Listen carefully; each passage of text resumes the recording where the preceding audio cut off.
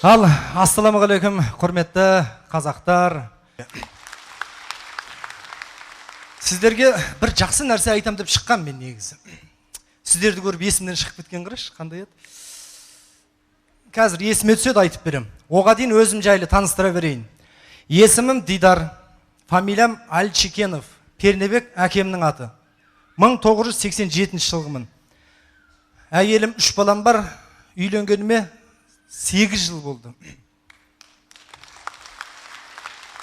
Енді мәз бұрып отырсыздар ғой. Осы 8 жылдың ішінде 14 кило тастаппын. Өтте қиын. Әйеліміз екеуміз көшеде қол ұстасып келе жатырық. Ол Төлегеннің қасындағы қыз жібек құсап, мен милицияның қасындағы зек құсап келе жатырық екеуміз. Алдымызда люк ашық тұр да домалақ. Сол люкті жапшы дейді. Дидар, люкті жапшы дейді. Есің дұрыс па, айналып өте салайық дедім. Ән маған көңіл бөлмейсің дейді. Люкке бола. Күйдіреді ғой. Бопты, жаба салайшы деп. Ақыр жабайшы деп. Көтеріп әкеп жаптым. Сөйтсем, өлі Дидар, ішінде жұмысшылар бар шығар, ашшы дейді. Қазір ғана жаптым ғой. Бопты, аша салайшы, ақыр жаптым ғой деп. Көтеріп аштым. Дауыстары шығып жатыр ма дейді. Жоқ, онда жаба сал дейді.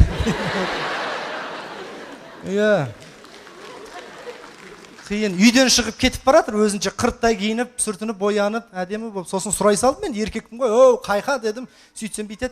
Итке тамақ алуға баратырмын. Айта бер, не жейсің деп. Сөзбен жейді ғой.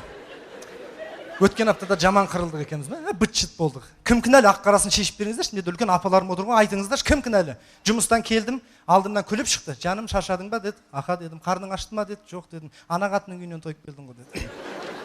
Болды, қырғын басталып кеткен ғой, быт-шыт болдық. Ертеңіне ләж жоқ, аш келдім. Анадан қалай тойып бересің? Қарным ашып, үзіліп кеп, ал қатын қарным ашып, әкел тамағың десем, ұрысып қалдыңдар ма дейді. Бәрі бір жақта өзің вариантын тауып алады, өте қиын. Жалпы негізі мен үйленер кезде мамама 3 қыз алып келгем. Мен де сорлымын ғой. Әйелден өлгенде 3 қыз әкелдім ғой. Сөйттім да айттым, қызық болсын деп. Мама, 3 қыздың қайсы болашақ келініңіз табыңыз, қызық болсын дедім да шейін. Мамам да пысық, енді қараңғағыр қыздар, сәлем жасаңдар, сразу табам қайсы мені келінім деді. Сол бірінші қыз бастады, сәлем бердік ене деді. Екінші қыз тұрды да, енешка, сәлем бердім деді. Үшінші қыз өзінен өзі, мен сізге сәлем жасамаймын, мен сізді танымаймын да, кто вы такая деді үшінші қыз. Мамам осы қыз деді ғой. Өлі мама, қаяқтан білдіңіз десем, қалай білмейсің, уже нервыма тиіп тұрды. Жалпы қазіргі заманда енелер мен келіндер соғысып аққан заман. Қазір ашығын айтып ал көрек. Енелер мен келіндер қазір, айтайын ба, Сталин мен Гитлер ұқсап тұрған заман. Әсіресе келіндер. Енелерден кінәрат жоқ, енді о кісілер аналар ғой, енді жақсы болсын дейді. Келіндер. Қазір қазақта көп келіндер бар. Осы ауыздары жыбырлап, күштен кетіп, енесіне қарсы сөйлейтін келіндер көбейіп баратыр. Еріндерін бұрап жылып алу керек. Рас, бір қайықта енелер, бір қайықта келіндер жарысып жүзіп баратыр дейді. Енелер, келіндер. Сөйтсе енелердің қайығы суға батып кетіпті. Бишара полный енелер суға кеткен ғой. Сол келіндер секіріп батыр дейді. Ура, енелер суға батты, құтылдық, воля, победа. Біз емес Құдайдың өзі алды әйтеуір кетті деп келіндер секіріп батыр дейді. Сөйтсе бір келін жылап отыр дейді. Бәрі түсінбей қапты. Ай, сорлы, неғып жылап отырсың? Не, енеңнің суға батқанын қимай атсың ба деп. Сөйтсе ана келін айтады дейді. Жоқ ай, менің енем үйде қалып кеткен деп. Ондай болмау керек, келіндерге айтарым. Жалпы сіздерге мен негізі бір жақсы нәрсе айтам деп шыққам. Есімнен шығып тұрғанын қараш, қазір есіме түседі айтып берем. Жалпы қиын. Өткен аптада қырылғанымыз есімнен кетпейді. Быт-шыт болдық ше. Ол жерде кінә өзімнен енді мойындай салайын. Аузымнан шығып кетті, қайдан білейін. Екеуміз құшақтасып, ужас кино көріп аққанбыз. Ішінен жалмауыз кемпір вә деп шықты. Әйелі мама дейді да, шешеңден тандың ба? Қырғын болғансың ғой. Быт-шыт болдық. Сонымен жұмысқа кеттім, көзіңді көріп. Жұмыстан келсем, маған подарка дайындап қойды, күтпеген жағдай. Енді мені қатты жақсы көреді, енді обал не керек, бейшара кешірім сұрағаныма. О үшін подарка дайындап қойды. Қандай деп сұрасаңыздаршы? Енем отыр да үйде. Сылдап. Мәсе подъезден көтеріліп келе қанда бірден сылдап жатыр еді, мен бір труба жарылды ма десем, жоқ, енем екен, отыр. Мен де лоп-лоп келіп қалдым ше. Сосын амандасып қой, амансыз ба, ене, жұты түріңіз бір түрлі ғой, ауырып тұрсыз ба дедім, сөйтіп ем, армандамай-ақ қойсаң болады деді. Сөйтсем, туған күн екен. Қаяқтан білейін, әйелім шымшып қалды, Ишак туған күні ғой деді. Кім Ишак? Деген жоқ, мына дедім. Енеме қарап тұрдым да, не, туған күніңіз өзіңізді тойлай алмайсыз ба не? Деп айтуым керек еді ше, духым жетпеді. Одан да подарка әперейші деппін ғой сасқанымдан. Онда өнде болады, адам қорыққан кезде шығып кетеді екен ғой. Баяғыда бір шал да суға батып баратып, қорыққандан кемпіріне мама деген екен ғой. Онда өнде болады. Подарка әперейші деппін ғой. Қараңғағыр әкесең әкеш, подарка алайық деді. Не әкеп берейін деп ем, білмеймін ғой, өзің біл деді. Пожалуйста. Магазинге бардым да торт сатып әкеп бердім. Әдемі торт жесін деп. Соған қырғын болды ғой я. Торт әкеп бердім, жақпадым. Қыз екеуі жабылып, төбелес болып кетті. Менің қандай кінәм бар, айтыңыздаршы. Торт сатып алдым да, тортқа енемнің туылған жылын жаздым. Қасына биылғы жылды жаздым. Енді әдемі болсын деп ортасына сызықша қоя салғам ғой. Соған бола қырғын болды. Тортты өзім жедім. Жегенде жеген жоқпын, бетімнен жаладым. Ол подарка болмады, Қараңғағыр, басқа подаркың жоқ бет деді. Не әперейін дедім. Қараңғағыр, білмеймін деді. Айтыңызшы дедім. Бүтін бір нәрсе алып берейін ба, жоқ, майда көп нәрсе алып берейін ба дедім. Әйелдер көп нәрсе құмар ғой енді. Қараңғағыр майда көп нәрсе әкел, көп болсын деді. Өзі айтты ғой, я. Жанымнан кірген. Ай, осы жерде бір бақытты сәт болды мен үшін. Не әкеп бердім десеңіздерші? Бір стакан семішке әкеп бергенсің. Семішкені шағып, жалпы қиын. Әйелдер жайлы біраз әңгіме айтып, еркектерді ұмытып кетіппін ғой. Негізі еркектердің өмірі қиын. Әйелдерге негізі оңай. Үйде бала шағаны бағып, тамағын істеп жүре бересің. Еркек бейшара осы семьяны асырайын деп түзде жүреді. Қара терге түсіп, еркектерге жағатын бір әңгіме айтып берейін. Әйелдерің айтады ғой сендерге, арақ ішпе. Өкпең сет, бүйрегің түсет, бауырың кезіледі, ауырып өлесің, алқа ішпе дейді ғой. Тұра беріңдер, ода тұрған ештеңе жоқ. Менде дәлел бар, просто айтып берейін ба? Баяғыда екі ағайынды өмір сүрген, екі ағайынды. Үлкені арақта ішкен, темекіде шеккен, өмір бақи ішіп шегіп қыдырып жүрген, 90-ға келіп қайтыс болған ғой. Інісі бейшара арақта ішпеген, темекіде шекпеген, қыдырмағанда, жүрмегенде 3 айлығында шетінеп кеткен. Арақта тұрған ештеңе жоқ деп ойлаймын. Жалпы қазіргі семьялар менің көруімше осы әйел мен күйеуі бір-бірін жақтырмай, ұрысып, қырылысып, төбелесіп болып сотқа барып жатыр. Ал баяғы ата-бабаларымыздың махаббаты керемет сияқты менің. Кітаптан оқимыз ғой, солай сияқты. Баяғы аталарымыздың махаббатын бәріміз еске алайықшы ағайын. Бүгін түгел қазақтар, қарагөз қазақтар жиналып қалған екен. Еске алайық. Мен жігіттерін айтам, сіздер қыздарын айтыңыздар, дауыстап. Дайынсыздар ма? Төлеген мен Қыз жібек. Қандай әдемі. Қозы көрпеш пен Баян сұлу. Біржан мен Сара. Қатты дауыстап айтыңыздар. Ләйлім мен Әжімін. Тағың бар еді. Абай мен осы жерде тоқтайды енді. Әйгерім, Тоғжан, Ұлжан, в общем, әбекеңді көп болған ғой. Қайсы айта бересің. Негізі Тоғжан екен. Жүсіп пен Уәлибек дейді. Не болды еркек пен еркекті болса. Жүсіп пен Зілейха қандай әдемі. Қазіргі біздің эстрададағы әдемі жұлдыздаршы. Қыдырәлі мен Тоқтар мен ұмытып қалған жоқсыздар ма оларды? Кім бар еді? Жанболат пен Жазира. Беркут пен Аиша. Негізі Айша, оны Аиша шетел қылып алыппыз ғой. Көрдіңіздер ме? Жалпы көп адамдар бақытты әйелінен іздейді. Әсіресе еркектер. Әйелің жақсы болса болды, бақыттысың деп. Ода емес ау. Азанда ұйқыңнан ояндың ба? Бақыт. Ояндың ғой. Бала шағаң алдыңда ойнап күліп жүр ма? Қандай? Бақыт. Азанғы дастархандағы шәй, отбасыңмен қандай бақыт. Көлігіңе мініп алып, тірлігіңді бітіріп жүрсің. Қандай бақыт. Телефоның шырылдап жатыр. Керемет бақыт. Біреуге керексің ғой. 3 жыл кимеген костюміңнің қалтасынан 10 мың теңге тауып алдың. 10 жыл көрмеген кластасыңмен көшеде кездесіп қалдың. Қандай бақыт. Көктемдегі алғашқы жасыл шөп, шашлықтың иісі, әдемі сұлу келіншек. Өздеріңнің әйелдерің, ай. Жалпы өмірде бақытты адам болмайды екен, бақытты сәттер ғана болады екен. Бір жақсы нәрсе айтам деп шыққам сіздерге. Есіме түсті. Есіме түсті ау. Ұмытпай тұрғанда айта салайшы. Рұқсат па? Мен сіздерді шын сүйемін, ағайын.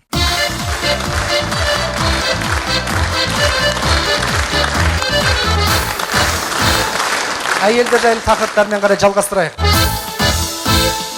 Енді мына жерде бір керемет монолог бар. Еркектерге өте жағу керек. Байқайсыздар ма? Бізде қазір тоқал алсам деген еркектер көбейіп баратыр. Байқайсыздар ма? Бір әйел аз болып жүр. Тағы біреу болса ғой деп жүрген ақымақтар көп қазір. Оның біреуі сіздерге әңгіме айтып тұр. Аласың деп ойлаған ғой. Оған қаяқтан бірінші тоқал табу керек екен ғой. Қаяқтан табам деп ар ойланып, бер ойланып, газеттен көрейін дедім. Газеттің жарнамасында күйеуіз деген әйелдер көп қой енді. Сатып алып оқыдым да шошыдым. Бәйбішем жақсы көріп кеттім. Сенесіздер ме? Мына газет қой, міне. Соны еркектерге оқып берейін деп алып шықтым. Еркектер, тоқал алам деген ойларың болса, мынаның ішінде вариант көп. Оқимын, ұнаған келіншек болса, қолдарыңыз көтеріңіздер. телефонын берем, шоталын тастап кетесіздер. Дайынсыздар ма? Мына бір келіншектен бастадым ғой. Жасым 32-де. Қазақтың әдемі сұлу келіншектерінің бірімін дейді. Қолынан не келетін тыңдаңыздар. Палау басу, манты пісіру, қолдан лағман созу, қамыр жайып, ет асу, үй жинап, кір жуып, тамақ істеп, пол жуа білетін еркек іздеп жүрмін дейді. Көкөде болды. Болмай ма? Ауыр кетті ма? Мына бір келіншекші. Баспанасы бар еркек керек дейді. Баспана бар ғой енді. Себебі өзімнің баспанам жоқ. Сол еркектің үйінде тұруға дайынмын дейді. Кел жаным. Бірақ жалғыз емеспін. Өзіммен бірге әкем, шешем, ағам, жеңгем, інім, сіңілім, 3 балам, байым, қайнатам, енем бар дейді. Бәріміз баспанасыз қиналып жүрміз. Хабарласыңыздар, далагүл үйсіз күзеді. Болмай ма еркектер? Көріңдер, көп әлі вариант. Мына бір келіншекші. Маған ұнады негізі. Асхананың шеберімін. Қолымнан келмейтін тағам түрі жоқ дейді. Бізге керек осы ғой, енді еркектер керек, кухня ғой бізге. Кез келген тағам түрін әзірлей алам дейді. Бірақ оның бәрін пісіріп отыратын уақытым жоқ. Жұмыстамын, өзіңе үйретіп берем, мен келгенше дайындап отырасың албасты дейді. Мына бір келіншекші. Сұмдық енді, қараңызшы. Жасым 30-да дейді. Фигурам 90-60-90. Бойым 1-90. Шашым белімнен келеді, көзім ботадай дейді. Қандай керемет. Жеке фирмам бар, жеке рестораным, жеке баням, жеке саунам, жеке бильярдым бар дейді. Америкада үйім бар, Италияда, Испанияда үйім бар, жеке көлігім, жеке самолетім, жеке вертолетім, жеке пароходым бар. Ит асыраумен айналысам, итім болғың келсе хабарлас дейді. Мамандығым психолог, ит пен еркектің айырмашылығы жоқ деп білем дейді. Айырмашылығы біреу-ақ, иттің ақылы бар деп қойып, еркектер қайбетмеңден. Мына бір келіншекті қарасаңдар, сұмдық ужас. Жастық шағымды қызыққа бөлейтін ер азамат керек дейді. Жас қыз болды ғой. Себебі жас кезімде ойнап күліп қалғым келеді дейді. Енді әдемі. Менің жастық шағымды тәтті махаббатқа бөлей алатын ер азамат болса хабарлассын. Бізге ешкім кедергі болмайды. Себебі қызым жұмыста, балам шетелде, немерем армияда дейді. Жап-жас екен, Мына біреуші. Жасым биыл 36-ға келді. Бірақ реңімді әлі де жоғалтпағам, әлі де әдемі сұлу сымбаттымын дейді. Бірақ үйленіп ажырасқам дейді. Болады енді, іштен кетпейді. Егерде маған шығам десең хабарлас. Мен де жақында түрмеден шығам, күйеуімді атып өлтіріп 10 жылға сотталған дейді. Саған тұрмысқа шықсам қорықпа, атып өлтірмейін деп уәде беремін дейді. Уайымдама жаным, тамағыңа у қоса салам дейді. Ужас. Мына біреуші. Жасым 25-те. Келбетті сұлумын. Банкте жұмыс істеймін. $4000 айлығым бар. Өзімнің жеке баспанам бар. 16 бөлмелі двухэтажный коттедж. Жұмысымда, баспанамда, ақшам да бар. Менде бәрі бар екен ғой. Маған еркек деген проблеманың керек жоқ. В общем, хабарласпай қойыңыздар депті. Мына бір келіншекті мен түсінбедім. Ары қарап, бері қарап түсінесіздер ме? Қараңыздаршы, бүйтеді. Басы жұмсақ еркек іздеп жүрмін дейді. О қалай? Жазылған ары қарай. Себебі ұрған оқтауым сынып, оқтауға жарымай қалдым дейді. Мына бір вариантты қараңыздар, жақсы. 100 граммға жоламайтын, мүлдем арақ ішпейтін еркек керек дейді. Намаз оқитын келіншек болды ғой енді. Себебі екеуміз отырысқа барғанда жарысып ішіп отырғанымыз ұят болады дейді. Міне, көрдіңіздер ма еркектер? Жалпы бәйбішеге жетер әйел таппайсың. Қазақта мынандай керемет мақал бар. Бірінші әйел күйеуім, ата енем білет дейді. Екінші әйел өзім білем дейді. Үшінші әйел, в общем, төркінім білет дейді. Сондықтан да бәйбішені құрметтеңдер, еркектер.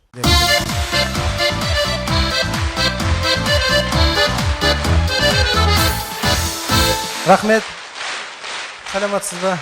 Күшті келіп апсың. Күршескен өлтіріп жіберіпсіз.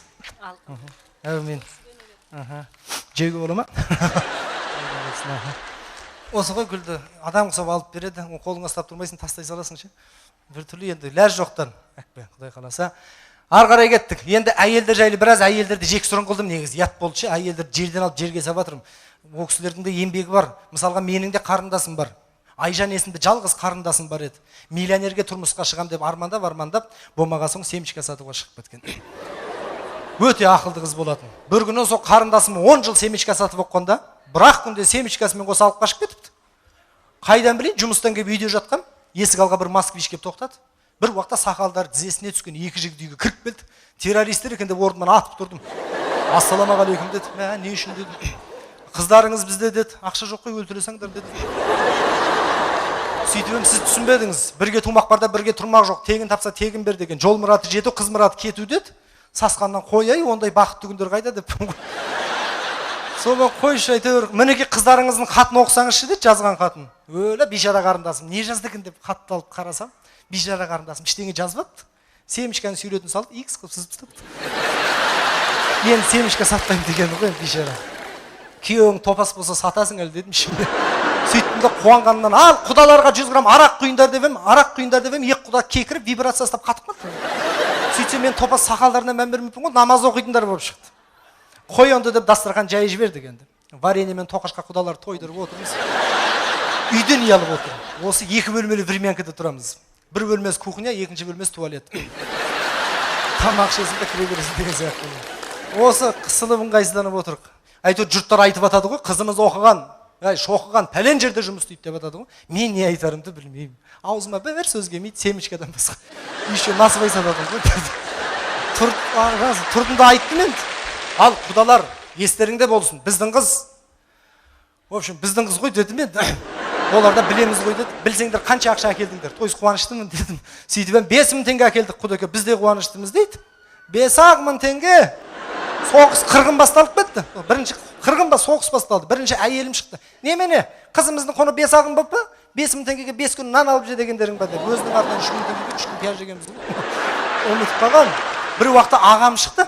Я фа деп аузында бір ақ қой бейшараның, ақша жоқ салдырғанға. Осы фа бұлар ағылшынша түсінбейді, кет дедім. Сөйтіп аққанда балам кіріп келді. Өлі соныкі жаман болды ше. Кіріп келді да папа Айжан әкемнің бұрынғы күйеуі келіп тұр деп, ей деп, әшейін баласын көруге келді деді ғой. Ағып өткесін. Тұрдында айттым енді, Айжан деген тағы да бір қарындасымыз бар еді, оның да атын ерігіп Айжан қоя салғанбыз дейді. Не деймін басқа? Сөйттім де балам айттым, бар да айтып бар, Айжан Америкадағы фирмаға қол қойға кеткен дей салғасын. Сөйттім де құдаларға бір 1000 теңге қоссаңдаршы дедім. Сөйтіп құдалар айтады, ойбай құдеке біз 1000 теңгеге бір ай жұмыс істейміз дейді. Сөйтсек олардан біз бай болып шықтық. Үйіміздің терезесі жоқ болса да. Сонымен қойшы әйтеуір артынан қуып бару мәселесіне келіп тірелдік. Үлкен ағамыз жіберейік десем аузында бірақтыз. Оған переводчик керек. Қарындасым өз еркімен келдің ба деп сұрау керек қой енді. Фа деп тұрғанда қарындасы асылып өледі ғой.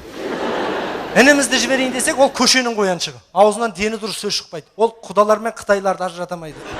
Барғаннан бастайды, білем ғой, че там құдеке бізге 1000 жылға қораға кірдің ба? Балаларым бізге 100 жыл греф таситын болды ма? Общактан кім танисың? Тыртымақсыз бауырым деп тұрғанда. Құдалар асылып өледі ғой. Келіншегімді жіберейін десем, аздап ұрлайтыны бар. Қолының сығы бар. В общем, чипаш ғой. Дастарханнан түк қалдырмай ұрлап, қалталарын тонап, құдағидың көйлегін кигізіп беремін. Одан шығып, бір рет осындайға жібереміз деп, барған үйден холодильник ұрлап қойған ғой.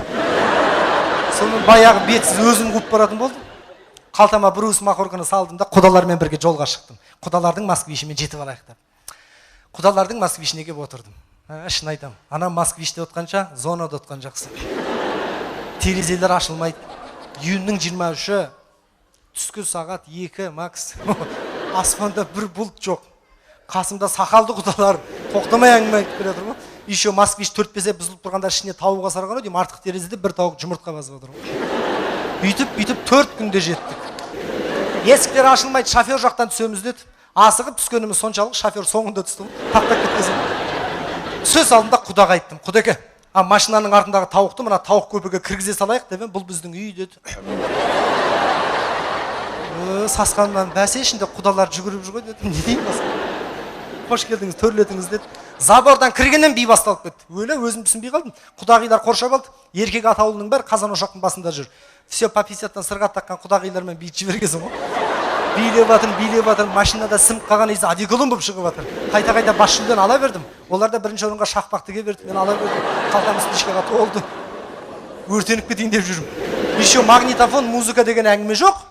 Кішкентай балаға қызыл өрікті үйретіп қойған. Ана бала ұлып тұр, біз билеп жүрміз. Бір уақытта баланың тамағының тамырлары үзілді, музыка тоқтады ғой. Үйге кірейік деді.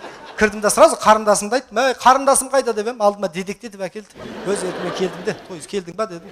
Аха деді, онда бақытты бол деп маңдайынан сүйдім. Мен көзімнен жас шығып кетті. Сонымен дастарханға төрлетіңіз деді. Төрлетейік. Дастарханға келіп жайғастық. Енді кедей жомарт деген бейшаралар дастархан жайнатып тастаған, енді обалына не керек, құстың үстінен басқасының бәрі бар. Көзім астымен қарап отырмын ғой енді. Бірнеге жетіспейді бірақ. Ары қарап, бері қарап таппадым. Біраз уақыт өткен соң менің организміме бірдеңе жетіспей тұрғандай болды. Арақ жоқ екен, содан кейін түсіндім. Сөйттім де айттым, құдалар сендерге құдаға деген бір 100 грамм 100 грамм болмай ма деп ем. Ойбай атамаңыз, бұл семьяның бәрі тәуіп арақ көрсе шетінен кекіре береді деді. Енді қайттым. Қасында бір құда бала отқан, мә дедім, ақша магазинге бар да арақ сатып ал. Сөйтті шайнекке құйып алып кел, шай құсатып білдіртпей ішіп отырам дедім. Құда бала молодец екен. Зу жүгірді, айтқанымдай арақты шайнекке құйып әкеп берді. Ырза болдым ана құда балаға. Қалай ырза болмайсың? Арақты шайнекке құйған, оны қайнатқан, заварка салып сүт қатып әкелген. Сүт қосылған араққа жуан тойып алдым. Өмірден түңіліп кеттім бірақ. Енемнен көрмеген қорлықты көрдім ау деп. Сөйтіп ақанда маған тос берді. Құдеке, тос кезек өзіңізде тілек айтсаңыз деді. Айтайын. Енді бір жаман әдетім бар, тілек айтқанда сәл мақтанып кететін. Еще ішіп оққан арағым анау, жібергесін ғой әңгімені. Ал құдалар. Енді ойда жоқты болған қуаныш негізі. Жүрегім сезді бірақ. Кеше әкімшілікте кабинетінде отқанда хабар келетінін білдім. Секретаршам да кіріп шығып қоймады, министр де звондап мазамды ала берді. Өзім самолеттан түскелі көз ілген жоқпын деп әңгімені жібере салғансың ғой. Негізі Зеленый базарда адыраспан сатамын. Сонымен бір қырсық құда сұрақ қойды. Құдеке, сіздерде әкімшілікте Дүйсебаев Қасым деген жігіт жұмысты танисыз ба? Туған күйеу болам деді.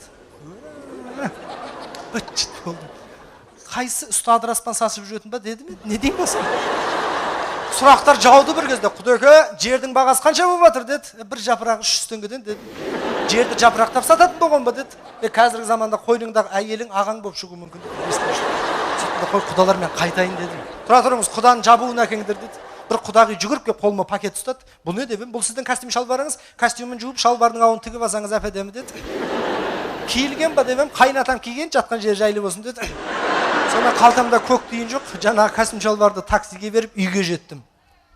Енді ешқандай өкінбеймін.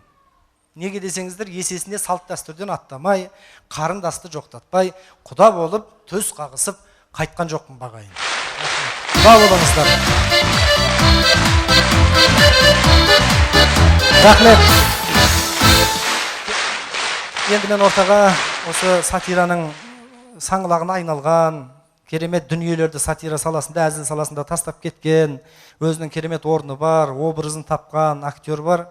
Шымкент қаласынан келіп отқан, Шымкент театрының жетекшісі, актері, солисті Берік Тұрсынбек ағам шақырсам деп ортаға шапалақ ұрып қойсаңыздар. Той құтты болсын. Ассалаумағалейкум ардақты ағайындар. Ауылдарыңызда той болып жатыр екен, тойларыңыз құтты болсын, қуаныштарыңыз құтты болсын. Ұлдарыңыз мінекей қадам бастап жаймендеп сатира әлеміне келе жатыр екен, қадамы құтты болсын деп қошамет көрсетіп қойыңыздар. Ойбай, осындай кеш берейін деп жатырмын, халықтың алдына шығып, өзімді таныстырғалы жатырмын деп Дидар хабарласқан, бәрекелді құт болсын дедік, бәріміз де қуанып қалдық Дидар. Сосын мен сұрадым, мен концерттің аты қалай, не деп атап жатсың? Сөйтсем, менің кәсібім күлдіру, солай ма? Кәсібім күлдіру дейді. Сосын мен ойланып қалдым, бұның руы Жаңабай еді. Мен білетін Жаңабайдың кәсібі ұрлық.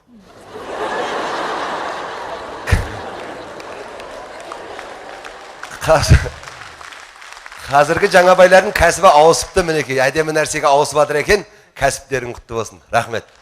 Рахмет. Мен кішкене халықпен бір енді амандасайын енді. Мынау енді бәріңізге де рахмет. Жаңада Дидарда шыға салып енді әйелінен бастады ғой әңгіменің бәрін. Мен енді айтар едім, мен осы әйелдерге көбінесе концерттерге шыққанда біз әйелдерге рахмет айтып жатамыз. Өйткені расында да осы кез келген концертке әйелдер сүйреп жатады күйеулерін. Жүр, бүгін концерт екен, бүгін барайық.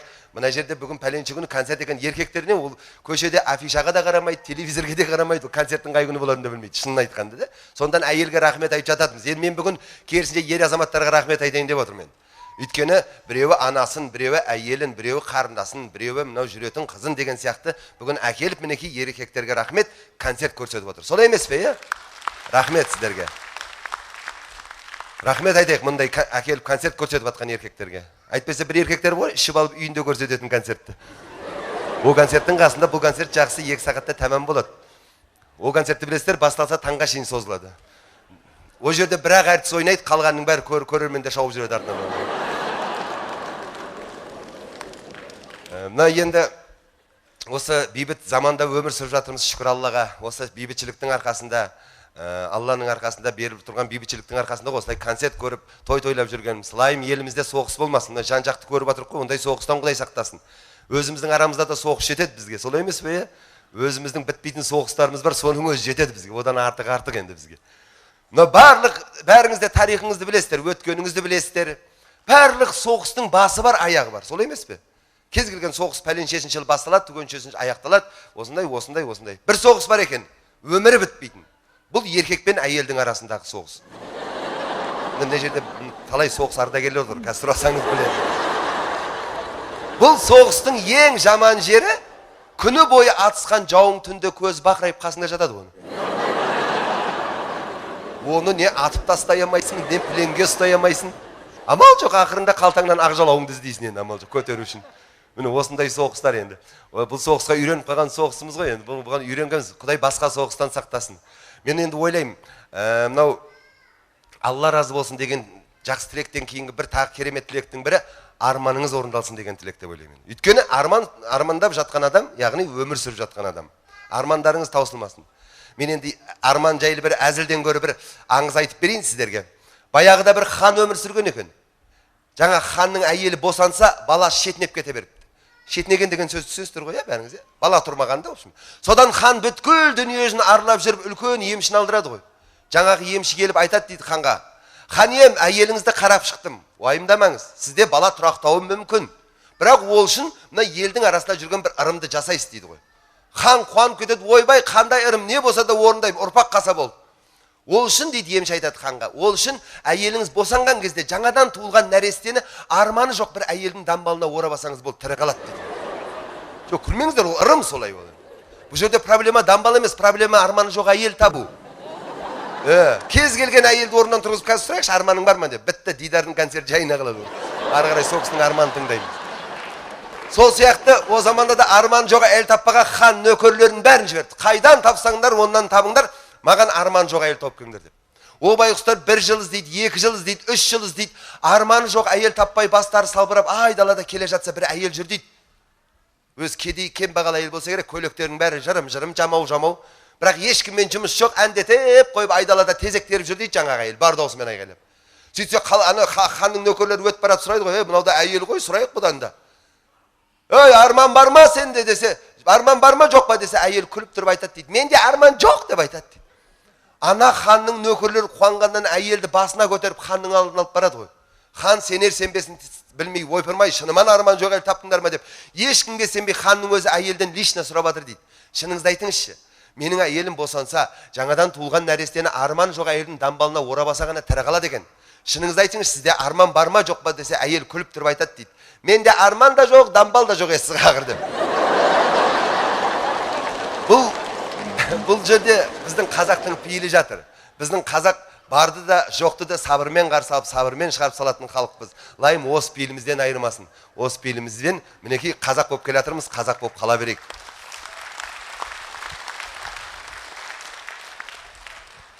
Жаңа енді Дидарда шыға салып, бірден келінге жаңа атакаға шығып кетті ғой бірден енді. Келін залда отқан шығар, Қаны, тұруға бола ма екен?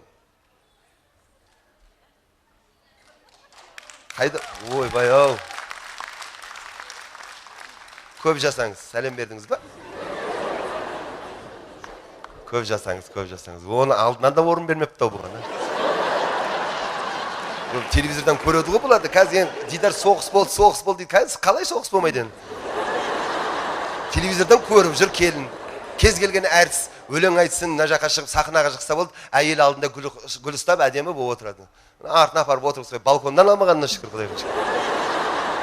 Жоқ, мен келінге рахмет айтайын деп, Дидардың өйстіп құтырып, екі беті томпиып, сахнаға шығып сіздердің алдарыңызда еркелеп жүрген бірінші Алла, екінші осы келіннің арқасы шығар енді, сол үшін шапалақ ұрып қояйық. Бір министр көкеміз, әйел екеуі машинаның артында отырады ғой енді, олар шофері бар өздерінің. Министр көкеміз келе жатпен заправка кірген ғой. Сөйтсе заправщик май құйып атса, министр көкеміз артында ішіп пісіп отырған, енді әйелін тиісіп отыр дейді. Ей, көрдің бе? Сен маған емес анаған тигенде қазір май болса, заправщиктің әйелі болып жүретінен қасында май сасып деп. Күліпті де. Сөйтсе әйел ыржиып қойып айтады дейді министр көкеміздің әйелі. Сен мен саған емес соған тигенде министрдің орнында сол отыратын еді деп айтады дейді. Соғыса мінеге бірінші Алла, екінші осы кісінің арқасында Дидарға неғып отқан, сондықтан қошемет. Құрметті ағайындар, мінекей көбінесе айтып атады енді, осы сатираның, әзілдің бәрі Шымкенттен шығып атады деп енді көбінесе айтып атады. Енді ол бізден шығып жатады ғой, рас. Өйткені не үшін? Өйткені біздің Шымкентте әзілді өте бір табан әзілге жақын болғандықтан ба, осылай сахнаға шығып кішкене әзіліңіз дұрыстау болса, әзілдеп жатсаңыз, әзіліңіздің мәні болып жатса, бірден халық көтеріп кетеді. Сондықтан мінекей Тараздан да сондай адамдар шығып жатыр екен, мінекей әзілкеш балдарыңыз шығып жатыр екен. Лайым, сіздер де қолпаштап қасында жүрсеңіздер, ертең, ой, біздің Дидар, біздің Тараздан шыққан деп сіздер де мақтана беріңіздер осы жігітпенен. Біз де мақтана берейік, біздің қазақтың жігіті деп. Олай болса, бүгінгі кештің жақсы өту тек қана мына әртістерге емес, сіздерге де байланысты. Сіздер жақсылап отырып, жақсылап қолша бағыттап, жақсылап мұқият көре білсеңіздер, әртістер де шабыттанып ойнап береді. Сондықтан сіздер боп, біздер боп бүгінгі Дидардың думанды кешін қызықты өткізейік ағайындар. Рахмет. Біз енді концерт барысында Дидар рұқсат беріп атса тағы да шыға жатармыз. Әзірге енді көп сөз бастан тағы да Дидарға кезекті берейік ал. Рахмет үлкен. Рахмет ағайындар, Берік ағамыз шапалақ ұрып қойсаңыздар, сона Шымқаладан келіп арнайы құттықтап жатыр. Рахмет бәке, Құдайдан қайтсын. Рахмет. Кешіміздермен қарай жалғастырайық. Ортаға бір керемет әнші жігітті шақырайын деп тұрмын, өзімнің інім, бауырым. Енді дауысы керемет, біраз кісілер Алматыдағы үлкен өнерпаздар көріп, шақырып, сұрап жатыр. Енді біз бермей отырмыз, өзіміз әдемілеп көтереміз деп. Берік Жорабек ұлдарыңыз, қабыл алыңыздар.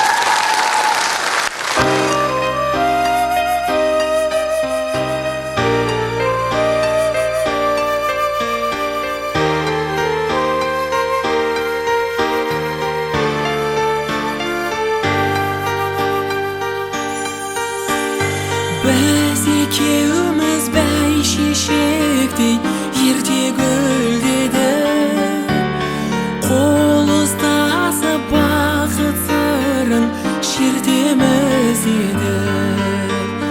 Қарсы жүріп үйренсек те қар мен жаңбырға, бірақ қарсы тұра алмадық асау тағдырға.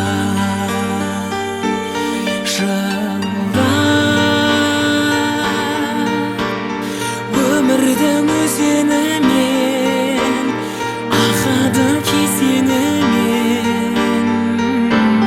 сенсіз көңіл ашық, менің ғашық ғасырым. Ертеде де кеште тұрасың сен есте, мен өшсем де өшпес асылым. Ертеде де кеште тұрасың сен есте, мен өшсем де өшпес асылым.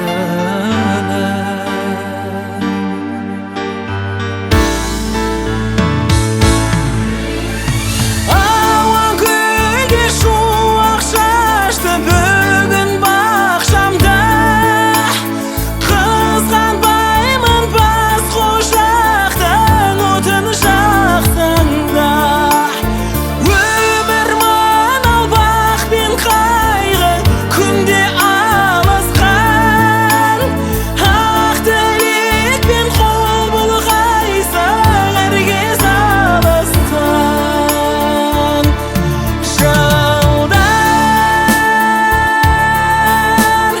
Өмірдің өзенімен, ағады кезеңімен, сенсің көңіл ашық, менің ғашық ғасырым. Ертеде де кеште тұрасың сен есте, мен өштім де өшпес асылым. Ертеде де кеште тұрасың сен есте, мен өштім де өшпес асылым.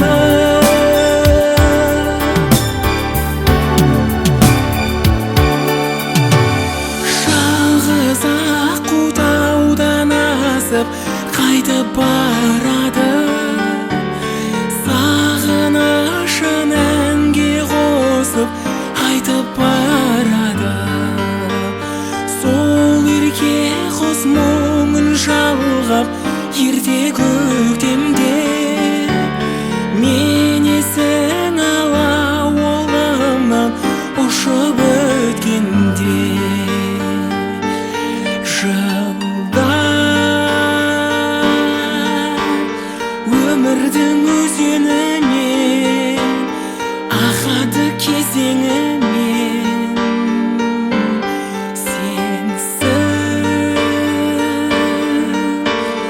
көңіл ашық менің ғашық ғасырым ертеде де кеште тұрасың сен есте мен өшсем де өшпес асылым ертеде де кеште тұрасың сен есте мен өшсем де өшпес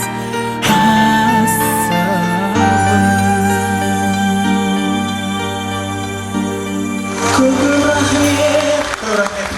Әніңіз жұт болсын. Бүгінгі концертке қош келдіңіздер әрине.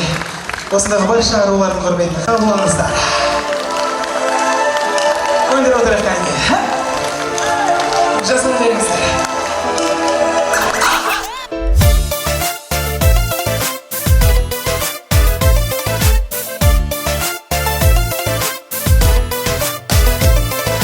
Жаз беді жаймеді жаңарған аймеді сүйдірген өзіңді жалын күшім қайда еді шын ғашық етті ме сағым болып кетті ме әріптелген сезімім ғаламтордан жетті ме келші сәлем келші жаныма сұранамын сенен тағы да махаббатым мәңгі болардай тез айналшы менің бағыма сен суытып кетпе жылынбай тек өзіме келші бұрылмай шуағыңды қалқам көрейін көгімдегі күннің нұрындай күз беді қыс беді көңілім түспеді көздерің жасанды жарқылын төспеді ерекше сұлусың жалындай жылусың сүйемін деген сөзімді жас жүрегің ұғынсын сенді мені сәулем аңсатпа бақытқа бірге барсақ та қоштасып мәңгі екеуміз жетекші бірге мақсатқа сен суытып кетпе жылынбай тек өзіме келші бұрылмай шуағыңды қалқам көрейін көгімдегі күннің нұрындай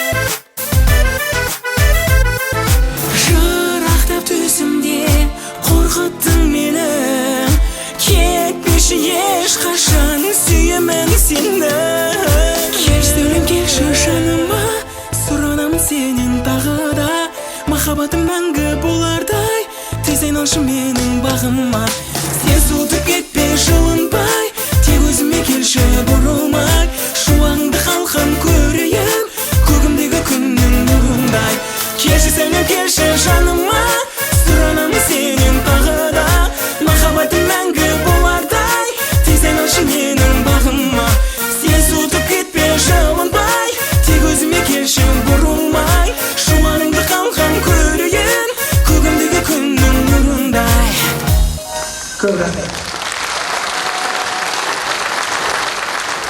Анау қазақта мақал бар ғой, қойшының қызын алған еркек семіреді деген. Осы мақалға сүйеніп, қойшының қызын іздеп жүріп таптым. Ақмақпын ғой енді. Сонымен үйлендік, қойшының қызына үйлендім. Бет ашардан кейін ертеңіне қайын жұрт үй көрсетуге шақырды. Сол барғаннан бір ай жаттық. Жұрттар үйленгенде бал айын өткізеді ғой, медовый месяц. Біз мал айын өткізуден бастадық. Бір ай қайын жұртта болдық. Бірақ қайнатам жақсы адам болып шықты.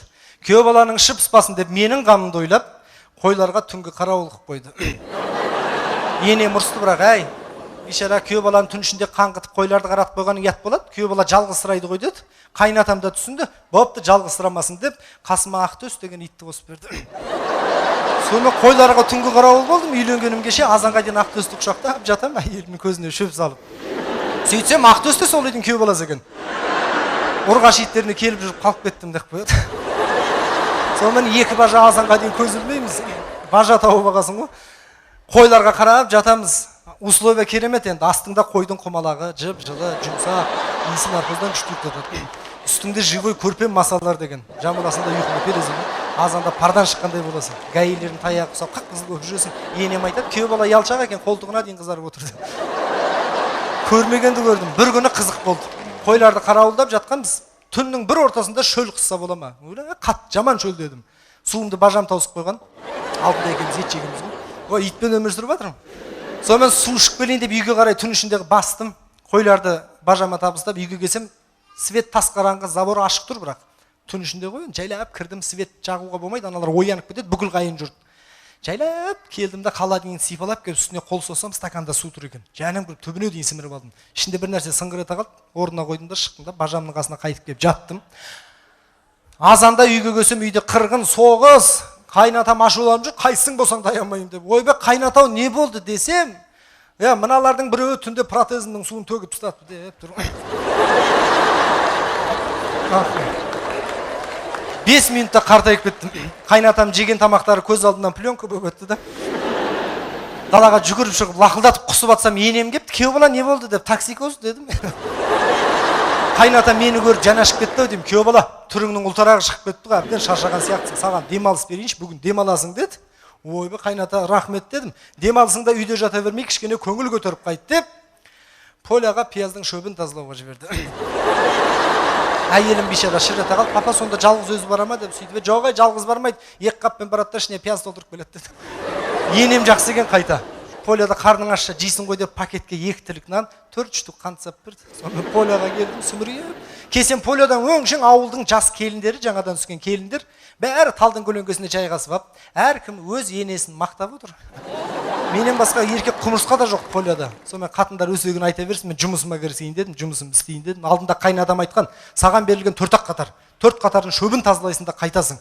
Байқа әйелдердің алдауына түсіп 27 қатардың шөбін жинап қойма деп. Бірінші қатарыма түсіп алдым. Шөптерді енемнің шашыды елестетіп алдым да жылуға кірістім. Әйелдердің өсегін тыңдаған сайын қызық болып баратыр. Аналар отыр ғой келіндер. Осы тыңдаған сайын қызық болып баратыр. Бір келін айтады бейшара. Үйде енем, күйеуім үшеуміз тұрамыз. Енем 80-дегі кемпір, күйеуім кешке дейін жұмыста. Енем мия шықпаған кемпір, кешке дейін 4 мезгіл тамақ берем, есінен шығып кетеді. Күйеуім жұмыстан келгенде бастайды. Қатының тамақ берген жоқ, кешке дейін аш отырмын, бір үзім нан жеген жоқпын деп. Күйеуім келеді де мен сабайды, не істерін білмей жүрмін, әйелдер айтыңдаршы деп. Бір келін жылап отыр бейшара. Шыдай алмай кеттім, орталарына кіріп бардым. Шу ете қалды, үндеріңді өшіріңдер дедім. Сөйтіп ана әйелге сен саған бір нәрсе айтайын дедім. Не істеуіңе болады? Айтайын ба деп едім. Айтыңызшы деді. Ертең енеңге тамақ бересің ғой дедім. Берем ғой дейді. Сосын дейді, бергенде енең тамақ жеп жатқанда соткаға түсіріп ал дедім. Күйеуім кешке жұмыстан келеді, енең әңгімесін бастай бергенде соткадан көрсете саласың, минутына дейін жазып тұрады дедім. Сөйтіп өлі қалай ойыма келмеген, рахмет сізге де бәрі шапалақ ұрып кетті. Қай жылғы сіз қандай сымбатты жігіт, сіз ақылыңызға көркіңіз жарасқан, біздің байларымызды Құдай ұрған, сіздің әйеліңіз қандай бақытты деп. Күшті. В общем, бір есім жесем 27-ші қатарда жүрмін. Ары қарай кете беретін ем. Әйелдер тоқтатып алды, поля бітті деп. Қарасам қолым күс тілініп кеткен, табаным ойылып ашып барадыр. Сөйтсе шүлек бойым 2-ші қатарда қалады екен. Жалаң аяқ берген екен. Қарасам күн батып қапты, әйелдер қайтып кеткен. Жалғыз өзім жүрмін ғой, түкке қатысы жоқ. Сонымен 2 пакетке пиязды толтырдым да мен де қайттым. Kesем қайын жұрт шай ішіп отыр екен. Осы ысылдап, қайнатам киімін киіп, көйлегін үтіктеп, туфлиін сүртіп, бір жаққа дайындалып жүр қайнатам. Қатыннан сұрадым, бұл кісі бір жаққа баратын бет десем, екеуің тойға барасыңдар дейді. Кім екеуміз? Папа екеуің дейді. Десем, аха дейді, демалсын бітпеген ба дедім. Қайнатама қарасам, көз алдыма іші арақ толған 50 литрлік фляг елестей береді. Қатынға айтып, өлтірдің ғой дедім. Ешек қып шөп тасудан басқа ештеңе қалмады ғой. Болды ғой, шымоғып біттің ғой деп жатыр. Күйеу бала көп сөйлемей болды деді. Кеттік, неғып тұрмыз дедім. Сонымен кетіп бараққанда білгенімде ақ енем айтты. Күйеу бала, қасыңдағы шәремекке арақ ішкізбе, ол ішіп алса сені менімен шатастырады деді. Ой, бармайын деп қайнатам қолыма машинаның кілтін ұстатты. Сонымен айтып ішеді ғой явна. Сүмірейіп шықтық. Қалай бармайсың енді қайнатаң бүйді, қабағын түйіп тұр. Шықтық. Шоқаны итеріп ресторанға келдік. Сонымен ресторанға кірдік. Қойшы әйтеуір той басталып кетті. Қайнатамның қасында отырмын. Қайнатам арақ ішкен жоқ. Араққа шомылды. Алтыды, жүзді. Баскен секірейінді баққанда қайната тоқтаңыз дедім. Сөйтсем жаным қойшы дейді. атып тұрдым. Сөйтіп аққанда бізді тосқа шақырды, Құдай бұйырды. Екеуміз қолтықтасып шықтық, қыстап жүрмесең құлап қалады. Сонымен тірек бұрышында тұрмыз. Бізге сөз бермей ақ қойса екен деп тұрмын, қайнатам микрофон сұрап алды. Енді артық сөйлеп қоймаса екен деп тұрмын, тұрды да жас шыбайлар сендер итсіңдер деді. Адам емес айуан шакалсыңдар. Егер де әке-шешелерің сыйламасаңдар дей салды. Бәрі ду күлді да шапалақ ұрды. Мен туфлиімді шешіп қолыма ұстап тұрғанмын, қайтадан киіп алдым. Сонымен қойшы өйтер той бітті 12:30-да. Біз де қайттық 5:30-да. Қайнатам анамен ішеді, мынамен итпен, құспен бір кезде ұйықтады. Шоқаға отырғыздым, жатқыздым, итеріп үйге келдім. Бөлмемізге кірдім да ұйқыны бастым. Азанда тұрсам, әйелім телевизордан кешкі жаңалықтарды көріп отыр екен. Сонымен далаға шықтым да жуынып шайынып қайтып келсем, қайынжұрт шай ішіп отыр екен. Өй шай іше береді ше. Басқа түк жоқ сияқты шай ішіп отыр екен. Кірдім да сіздерге бір нәрсе айтсам бола ма дедім. Ойбай айта бер күйеу бала деп қайынжұрт шу ете қалды. Мен өз үйіме қайта берсем бола ма дедім. Қызым іші дейді, шаруам жоқ дедім. Сөйтіп қайнатам айтты. Дұрыс, қайтсаңдар қайтыңдар. Біраз жат дем алдыңдар ғой, күйеу бала ауылмен таныстың. Үй осы жиі келіп тұрыңдар деді, жағыңыз қарсын дейін дедім. Жақсы дей салдым. Сонымен не керек, бейшара кедей жомарт деген бір қойдың етін кесіп, сумкаға салып, батасын беріп, бәріге бетімізден сүйіп, қайнатамды айтса, бетімнен сүйін деп жүр. Ойбай қайната қойыңыз дегенсің ғой. Сөйтсем айтады, түрге қарасам жақын арада келмейтін сияқтысың ғой, сүйе салайын да дейді. Мәңіз дедім, шөл кеткізші. Стакандағы су есіме түсіп кетті. Сонымен не керек? Үйтіп қайттық. Кетіп бараққанда бірақ қайнатам айтты. Күйеу бала, қызымды оқыттым, шоқыттым, өсірдім, енді саған табыстадым. Жақсылап қарап жүр. Уақытылы шөп мен суын беріп тұрасың ғой дей беріп еді, енем басынан болып шатасты қақпасты. Миы қой болып кеткен ғой. Сен өз қыздың малға теңеп оққан кезде ертең күйеу бала общем басына шығады ғой. Не айттың деп енем мен қайнатам быт-шыт болды. Біз шығып кеттік. 15 үйден асқанша дауыстары шығып аққан қырғын болып. Сонымен не керек? Міндік газельге кеттік қалаға. Бір ай дегенде зорға жеттім үйіме. Қазір ойлап қарасам әшін таза қорлық болған екен ғой. Түсінгенім бір нәрсе, жігіттерге айтайын. Жігіттер, естеріңде болсын. Әкесінің мал дүниесін емес, қызының жан дүниесін сүю керек жігіттер. Сол кезде бақытты боласыңдар.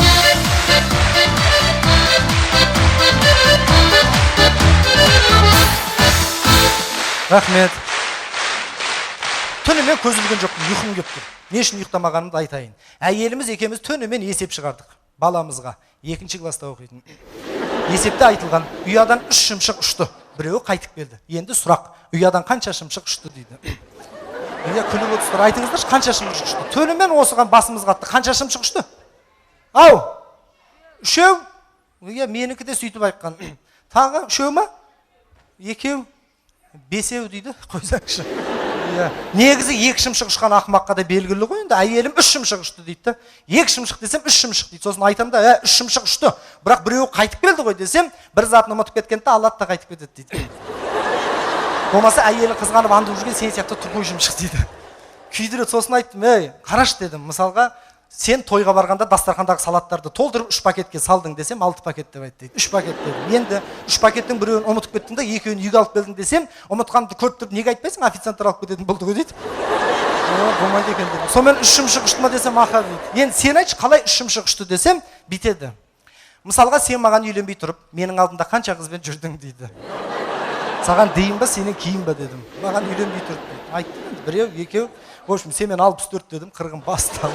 Быт-шыт болдық, сосын тоқташ дедім, айттым. Тоқташ, есеп шығарып жатырмыз ғой, қараш.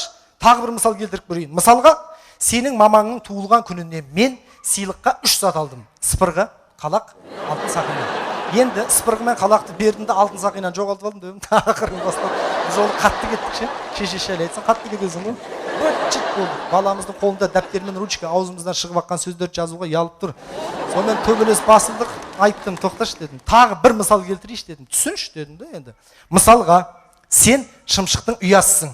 Сенен 3 шымшық ұшты, біреуі мен дедім. Сөйтсем, сен қайқа ұшып баратсың, Айгүлге ма дейді. Қандай Айгүл десем, жұмысыңдағы дейді. Жоқ десем, байқаш сандалып ұшып жүргеніңде үйеңе басқа шымшық қонып кетпесін дейді. Қойсайшы дедім. Соны білсең, сандалып ұша бермей кредит төлейтін ақша тауып кел дейді. Кеше ғана ұшып барып төлеп келгем дедім. Сөйтсем, соңғы кезде сен көп ұшатын болып жүрсің. Ағаларын шақырып қанатынды қырықтамасам дейді. Біз есеп шығарып жатырмыз ғой, есеп. Түсінші жаным, ұядан 3 шымшық ұшты. Біреуі қайтып келді ғой десем, түсіндім деді. Дедім, неужели түсіндің десем, түсіндім деді. Вот соны балаңа түсіндір дедім. Сөйтсем айтады, сұмдық енді ананы кіші. Битет, балам түсін, ана 2 шымшық келмей тұрғанда, мына шымшық ұяны тонап кетейін деп жүр дейді. Есің дұрыс па десем, болмаса тағы бір мысал дейді. Қандай десем, Екі сіңілім мен мамам үшеуі үйге қыдырып келді. Екі сіңілім қайттыра, мамам бізбен бірге тұратын болды дейді. Қайдан ғана түсіндіріп еді. Енді мен бір мысал келтірейінші дедім. Соңғы мысал дедім. Келтірші дейді. Мен, класстасым Дархан, сұлужагым Ербол. Үшеуміз қатындарымызбен ажырасып кеттік дедім. Тұра тұр, қолыма швабрамды алайын деді. Сосын әйелінен қорқатын Чмо Ербол әйелімен қайтып қосылды дедім. Сенші дейді, мен Айгүлдің қолына кіріп алдым дедім. Күлгін басталды. О, сорлы, Айгүліңнің үйі жоқ, подвалда тұрады, сен қараңғыдан қорқасың ғой, сүмелек деді. Онда мына мысал тыңда деді. Қандай десем, ұядан 3 шымшық ұшты. Біреуін мышық жеп қойды дейді. Екіншісін балалар рогаткамен атып алды. Үшінші шымшық үйіне аман есен келді дейді. Өф, тірі қалдым ау деп ем, сен мышыққа обед болдың деді. Мен мышыққа обед болдым, сен шешең екеуің менің дүние мүлкімді бөліп алдыңдар ғой десем, ақылдым менің деді. Шыдай алмай кеттім да. Жағыңды сындырам деп ем, баламыз айтады, папа, мама болды, есеп шығарып қойдым дейді. Қандай десек, ертең сабаққа бармай-ақ қойын да болды дейді. Иттің бала соны бағанадан бері айтпайсың ба деп күйіп кетті. Орайын десең орамайсың, өзінің ішіңден шыққан бала.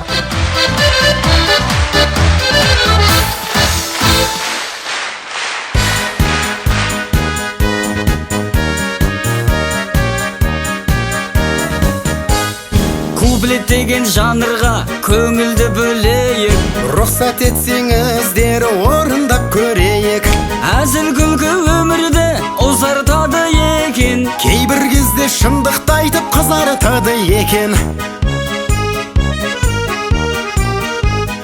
Бір гаишник ағамыз жипті тоқтатыпты. Тоқтатып ап генералды өзін боқтатыпты. Екі абысын шкафтан вино тауып апты.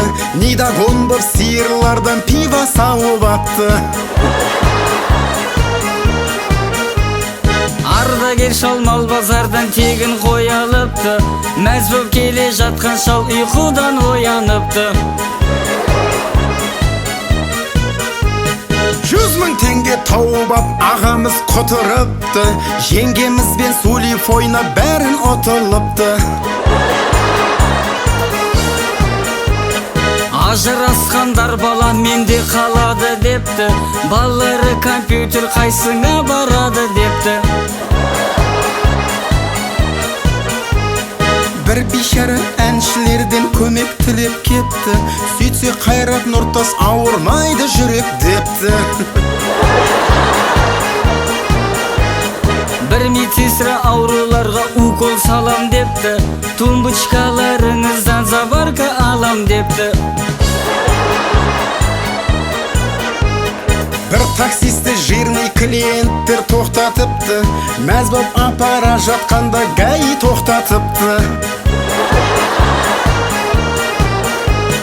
Ек қабатқы жігітіне мен аласың депті. Сосын кредитімді жабуға барасың депті. Қазақтар футболдан Бразилияны жеңіпті.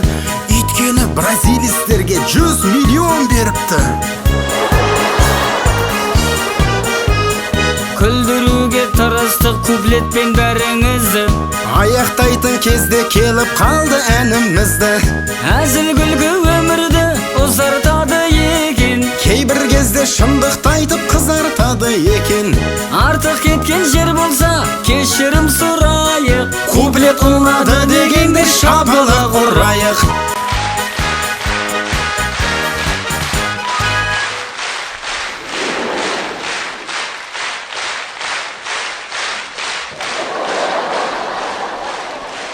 Құдай қаласа енді. Кредиті жоқ бала ғой, енді уәйімі жоқ, ешқандай проблема жоқ. Ана көрдіңіздер ғой, бейшара. Құдай қаласа. Жақсы ма, ұнады ма балалар? Шапалақ ұрып қойыңыздар. Молодец, өнерпаз жігіттер.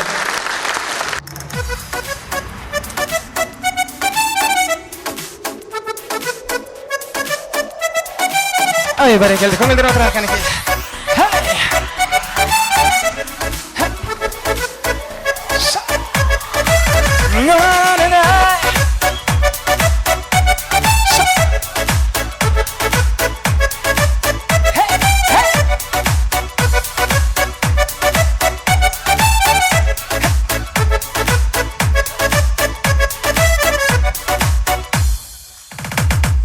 Көркемім сұлу жайдарлы, қызығып тұрмын ай барылы.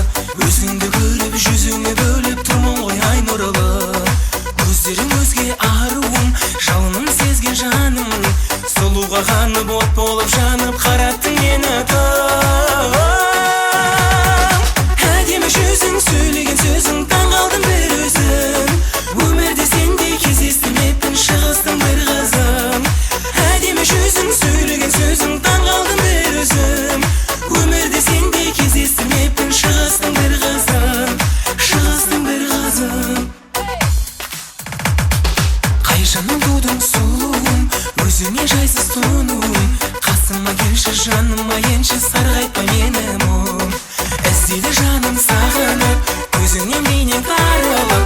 Қиналды жүрек, сыймады жүрек шарылдағалы.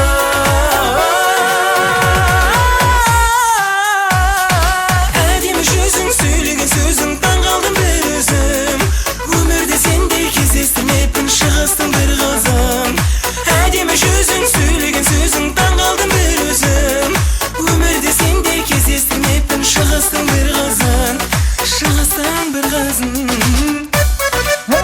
Ай, бәрекелді. Бүлдіршілерге қошемет көрсетіп қояйық кәнеке.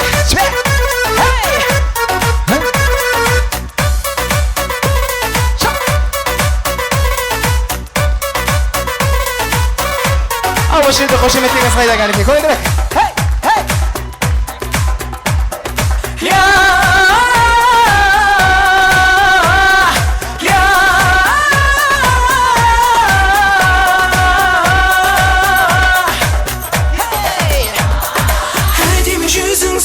Сөзің таң қалдым бір өзім.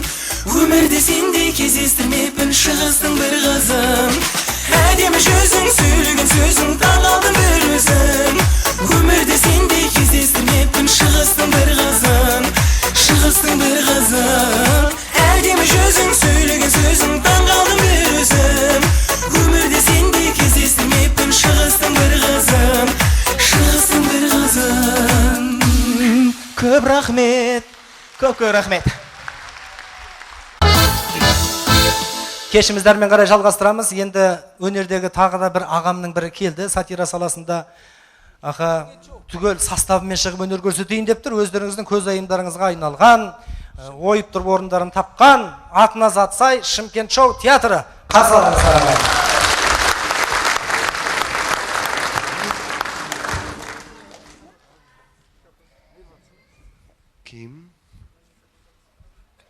Kim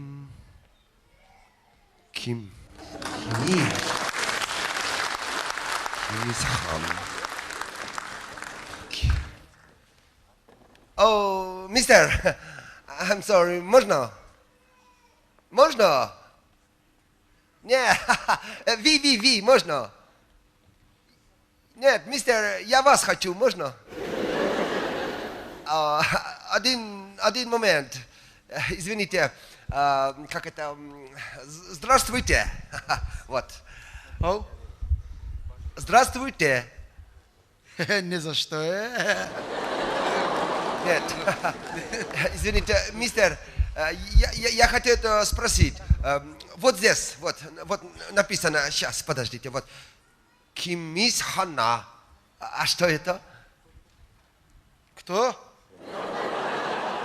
Нет, вот написано Кимис Хана. Анау ма? Қымызхана ғой ол. Yes. Қымызхана, қымыз. Что это? Қымызда? Я не понял. Вот такой. Баклажка. О, напиток! Напиток. Напиток? Не напиток. Ну.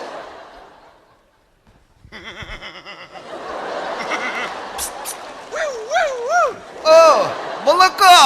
Молоко! Окей. Не молоко, но спиртное молоко. Вот такое. О, это как там водка? Не водка. Не водка. Ну да, водка да. Халал водка. Такое. Водка. Окей, спасибо очень большое. Не за что. Кимисхан, это водка. Ой, біздің ауылда мынандай адам жоқ, бір жақтан келген ау деймін, а? Окей. Кешіресіз, біздің ауыл жақта сіз сияқты адам жоқ. Сөзіңізді өзіңізді бір жақтан келдіңіз ба? Қаяқтан келдіңіз? What? Қаяқтан? Извините, вы по-русски говорите, я по-русски чуть-чуть понимаю. По-русски. По-русски чуть-чуть понимать. Вообще не понимать. Что не понял? Эй, ты! Я. Қаяқтан? Я. Ты! Я. Окей. Ты! Я. Қаяқтан келді? Sorry, я не понял, sorry. Не понял. Я, окей, я. Самолет! О, откуда я приехал? Пришла! Вы очень интересный человек. понимаете, мистер, я приехать в Казахстан вот с Америки, с Америки Ой. приехал. Что? Нанырсын деші. Нет, зачем? Я мирный человек. Точно Война не Америка. хотят, я мирный человек. Америкада? Понимаете, я репортер, журналист. Журналист, Я хотел писать казахский обычай, традиция, вот. Ой, Что? Америкадан кеп қазақ тура. О, мистер. Спасибо тебе, Нет. молодец. Зачем? Нет. Қазақ туралы Америка. Спасибо, бауырым. Мы уже поздоровались. Рахмет, қазақ туралы жазат болсаң ырзамын, бауырым. Извините, мистер, вы мне не поможете? Ой, поможу. Поможете? Очень Қазақ большое. туралы поможу я. Большое спасибо, вы добрый человек. Ой, Интересный, добрый человек. Қазақ деген ол енді кең халықпыз. О, Біздің енді бауырым бар ғой, я. мистер, подождите, по-русски можно по-русски? Ой, Вы говорите, я писать, окей? Окей. Біздің қазақ. Қайсынан бассам болады екен. Мистер, Біз по-русски. енді біздің қазақтың тарихы өте терең енді, бауырым. Мистер, по-русски можно по-русски. У нас қазақ история. History. История терең. History. У нас қазақ история. History, окей.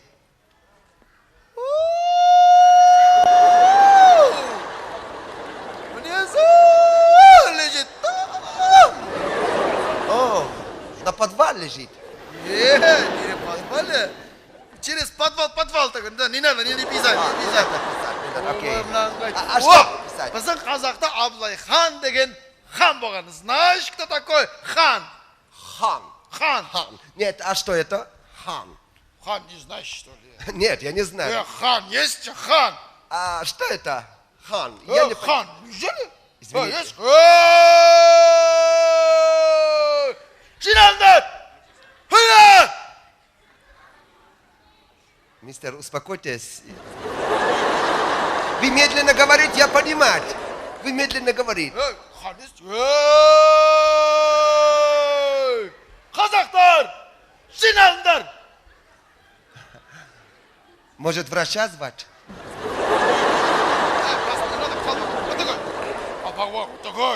О, шапка. Шапка. У него Окей. шапка, вот такой шапка. Шапка, я. Вот сахал, вот такой. О, борода. Окей. Да, шапан болған, вот такой шапан. Шуба. Шуба. Ой, шуба болған, и қолында таяқ, вот такой. Таяқ болған, и хан болған. О, май гад. Жиналыңдар! Как я не догадался? Знаешь? Конечно. Что? Дед Мороз. Я уже понял, что не Дед Мороз, окей. Ты сам Дед Мороз? Sorry, Абылай хан Дед Мороз, что ли? Извините. Абылай хан деген, это Абылай хан аңыз. Абылай хан история. History. Окей. Мистер, какой-нибудь обычай, традиция, где интернет нет? Я хотел писать. Абылай ханнан кетіп қалғанын кет түсіндіріп айтамын мен бұған. Что? Тарихы құрсын, тарихқа жоламай ақ қойыншы, мен түсіндіре алмаймын. Біздің қазақ бар ғой, тойшыл халықпыз деп, соны айтайыншы. У нас казаха Окей. той много. Тойшыл. Той. Той это. Той. Что это? О, дискотека? Дискотека. Той это У дискотека. казаха дискотека много. О, это хорошо, это Дүниеге хорошо. бала келе ме, бізде сразу той басталады. Дүниеге О, baby. атым бейбіт біледі екенсің ғой, бейбіт, Baby, окей, baby, ага, конечно. бейбіт дүниеге келе ме, у нас сразу дискотека начинается. Мен әке болдым, ата болдым. Подождите, ребенок родится и сразу дискотека? Сразу дискотека. О, мистер, ну это невозможно. А чего невозможно? Как ребенок родится и сразу? Это же той. Отец стал, дед стал, баб стал. Все же. О, дедушка, бабушка все вместе. Все вместе будет, той же. Интересная дискотека у вас. Дискотека еще называется Шилдехана Бесик Той. О, название. Как называется? Шилдехана Бесик Той. Это который бабушка, дедушка все вместе. Бесик зовут. Я по-своему написать. Окей. У нас той много. Ол Шилдехана Бесик Той біткеннен кейін, артынан тұсаукесер деген той бар. По-русски. После этого вот такой. еще дискотека. А, другой. Тұсаукесер. Называться Тұсаукесер. тусаукесер. Өзің кесір. Тусаукесер. А что Тусаукесер. там делать? Что там делать? Танцевать? Который есть. Бэби, ребенок, окей, ребенок. Вот такой стал. О, ребенок подрос. Подрос. Подрос, И окей. его ногу веревком. И кыт-кыт-кыт. Зачем? Как надо. Да, если она бибита веревком кырт-кырт не делаешь, бибитке кел, бибит, да, кулак болот. Кулак болот. А если кырт-кырт делаешь, бибит. Это традиция. Традиция. Обычай, окей. Как называется? Вот тұсаукесер Тусаукесер. называется. Вы очень интересный человек. О, біздің қазақта той таусылған ба? Тұсаукесер біткеннен кейін бізде сүндет той деген той бар. Подождите, какой? Сүндет той. Сундет. А что там делать? О, Сундет. Той. А что там делать?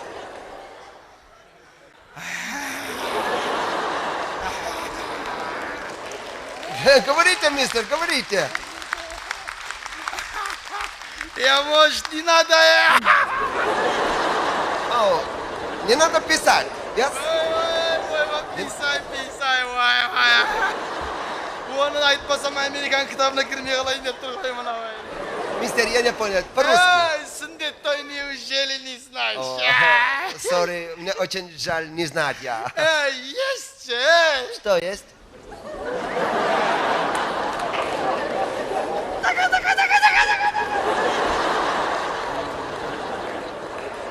Палец? Не палец. Палец похож такой. Не, я не понял, мистер. Sorry, я не понял. Есть. Что есть? Будьте здоровы. Надо строиться, будь здоров ты. Мистер, может, вы мне покажете? Нет, понимать легче будет. Нет? Я не понял, sorry, я не понял. Не знаешь, есть. Я нет. Фотоканал есть. О, вы работаете в водоканал? Нет? О, sorry, я не понял. Бейбит мальчик или девушка? А, вы меня спрашиваете? Бейбит мальчик или девушка? Мистер, не знаю. Мне нравится мальчик. Мальчик? Мальчик нравится. Мальчик? Yes.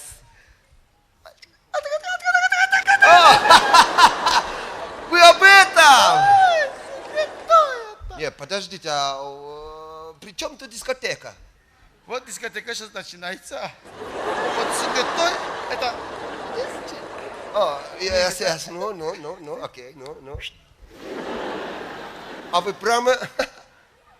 О, Бейбит толкуат. Көздері чап-чуп.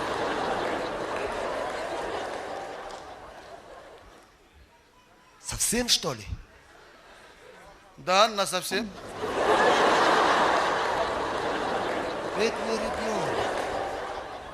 Извините, как называться? Сүндет той. О, страшный той. Ой, сүндет той біткеннен кейін бала мектепке барады, тілі ашылады, тілі шар деген той начинается. Как? Бала школ пойдет, язык откроется. Язык резать? Не резать? О, хорошо, что не резать. А то все время резать. Как? Это тілашар. Тілашар. Тілашар біткеннен кейін мектеп бітіреді той. Мектеп бітіргеннен кейін женится той. Потом его сын родится той. И опять у нас круглосуточно той. Интересно, очень интересно. Подождите, все это вы говорите, все это дискотека? Сет дискотека. Ол ма? Оны 9 май бар бізде. 8 март, 22 наурыз, алтын той, күміс той, беташар, қыз ұзату. Вообще у нас той много. День рождения, алтын той, күміс той. Все это дискотека? Сет дискотека. Мистер, можно один вопрос? Ага. А когда вы работаете?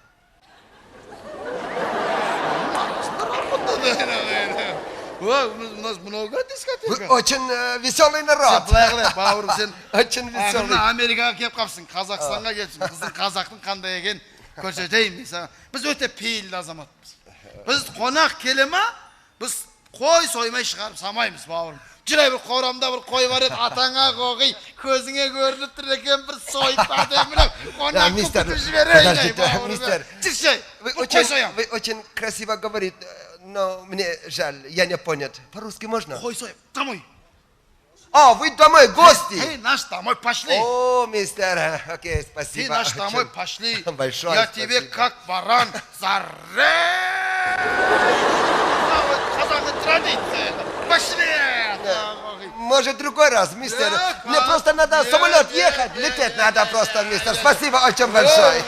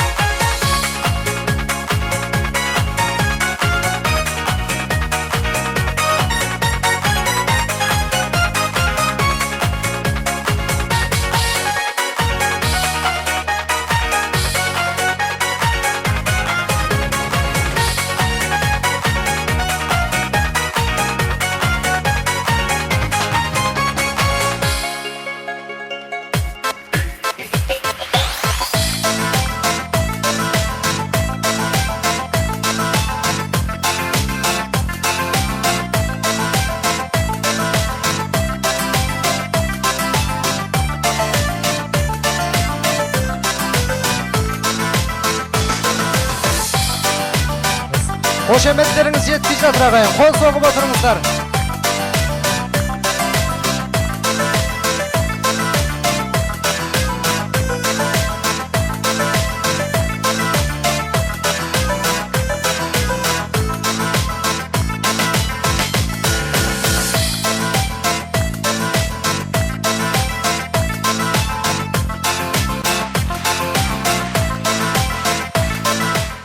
Рахмет, енді мерекемізді әрмен қарай жалғастырамыз.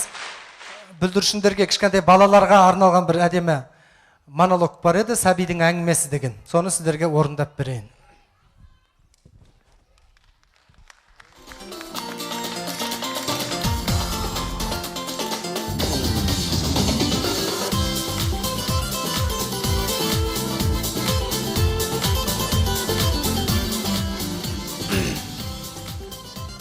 Саламатсыздар ма? Сіздерге бір қызық әңгіме айтып берейін ба? Ешкімге айтып қоймайсыздар ма бірақ? Сіздерге айтқанымда мамам білсе өлтіреді, мен айтпайсыздар ғой. Ешкімге. Онда айтып берейін. Папамның үйден кетіп қалғанына 14 апта болды. Не үшін кеткенін айтайын ба? Нан ұстамай қойды, мама сол үшін үйден қуып жіберді. Папа жұмыстан кешікпеген сайын мама оны сыйлап, нан беріп сұрайтын, қайда болдың деп. Папа жиналыста жұмыста болды деп наннан ауыз тиіп үйге кіретін. Кететін күні де кешігіп келді. Мама да ерінбей кухнядан нан алып шықты да, қайда болдың деді. Папа жиналыста деп еді, наннан ауыз тиіп деді. Әшейінде жей салатын папа сол күні тоқпын деді. Мама күлді да үйден қуып шықты. Содан бері папа бізбен бірге тұрмайтын болды. Папаның орнына маманың мамасы көшіп келді. Маманың мамасы жақсы адам, бірақ көп сөйлейді, көп шай ішеді. Маған үйде доп тепкізбейді, крышада жүгіріп ойнатпайды, стенаға сүйрет салдыртпайды, мектепке баратын сумкама тамақтың орнында кітап салдырады. Сосын мен жынданып кетем да, үйден шығып кетем да, астымызда тұратын шалды үйге шайға шақырып келем. Ата үйге кіргеннен апа өзгереді. Әдемі көйлек киіп, боянып, сыланып, сүртініп, жай сөйлеп, маған рұқсат беріп, жөтелмей, банкіге түкірмей қалады. Ата екеуі ысылдап отырып шай ішеді, мен үйдің планировкасын өзгертем. Бірақ ата енді келмейтін болды үйге. Не үшін келмейтін болды айтайын ба? Ата соңғы рет келген кезде маған ойыншық әкеліп берді да. Мен қуанғаннан ура деп апамның үстіне секіріп қалып ем, байқамай орамалын жұлып алдым. Мышық талып қалды, ата балконнан секіріп кетті. Үйде шыбындар да ұшпай қалды. Содан бері ата біздің үйге келмейтін болды. Қазір мектепте де сабақ оқу қиын болып кетті. Өйткені әпке заң шығарып қойды. Диктанттағы әр қатемізге 500 теңгеден төлейміз. Кеше диктантты бірінші болып бітірдім де әпкеге апарып беріп ем, әпке оқып болды да. Дидар, рахмет саған деді. Әпке не үшін деп ем, кредитімді жаптың деді. Ештеңе етпейді деді. Қазір әр қатемізге 500 теңгеден төлейтін заң шыққалы бері әпке бізге оқыңдар деді, қойды. Қазір әпкеге бар да бірге бірді қоссаң қанша деші білмеймін дейді. Бәрі құрсын, папамды сағынып кеттім.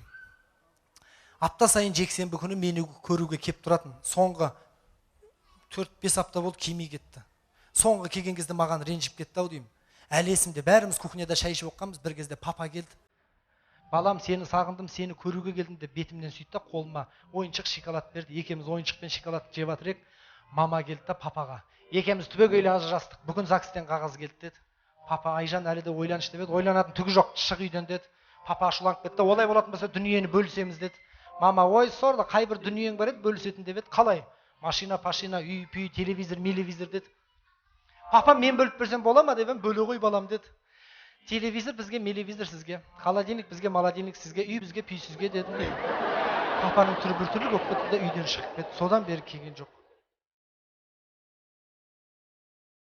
Санап жүрмін, 14 апта болды. Мен негізі ойнап айта сағам. Енді қайтып келсең үйтіп айтпаймын, папа. Өткенде Дарханмен төбелесіп қалдым. Дархан папасын шақырып келді. Мен де сені шақырғым келді, папа. Сол кезде сен қасымда болғанда мен жыламас едім. Бірақ мені қорқақ деп ойламаңыз. Олар әкелері қасында болған соң құтырып жүр. Оларды да әкелері тастап кетсе ғой, сол кезде құтырмас еді. Бірақ олардың әкелері оларды тастамайтын сияқты. Өйткені күніге қастарында олармен бірге тұрады. Жақсы көрмесе тастап кетер еді ғой. Мектепте жүрсем де, үйде болсам да, сізді ойлап сағынып жүрем, папа.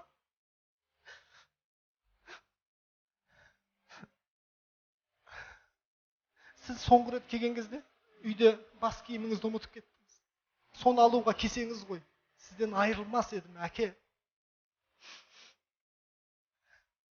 Мейлі келмесеңіз, келмей-ақ қойыңыз.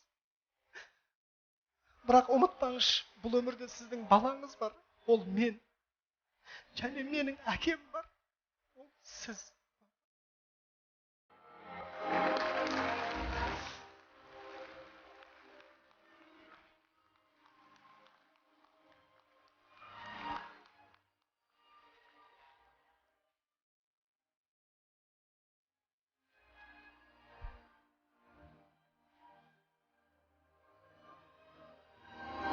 Рахмет ағайындар, енді мың алғыс сіздерге. Мен бұл монологты оқыған себебім енді күлем деп келген концертке сіздерді жылатып жіберем деген ой болған жоқ. енді ашшылықтан шықты да бұл, ашудан шықты. Қазір көп семьялар бар, үйленеді де ажырасып кете береді. Ойламайды, әкесі де, шешесі де ана баланы ойламайды ажырасардың алдында.